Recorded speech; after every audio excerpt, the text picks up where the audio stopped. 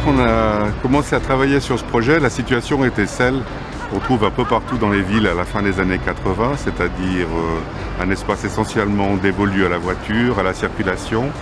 L'accent avait été mis sur la mobilité. C'est dans ce contexte qu'on a trouvé une place qui n'avait la place que de nom, avec une circulation à double sens, des circuits de recherche de places de parc.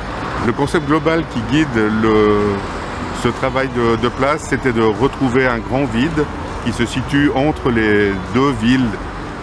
L'une, la vieille ville qui s'est construite sur ses anciens remparts, et de l'autre côté l'urbanisation du XXe siècle avec des alignements de bâtiments très bien situés avec leurs trottoirs.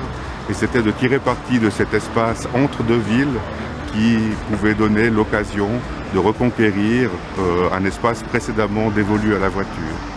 Et le principal moyen, ça a été de faire du vide, puis d'y mettre une double rangée d'arbres.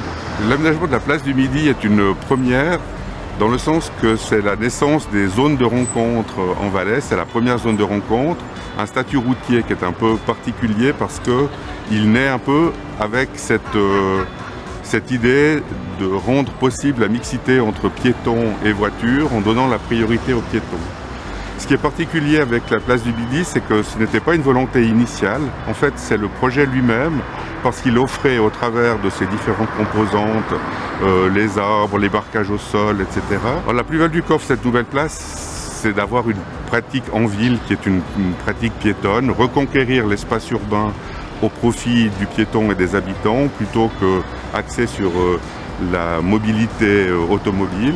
Cette conquête de l'espace urbain a permis d'offrir des terrasses qui s'étendent sous les arbres, des gens qui se promènent en toute sécurité.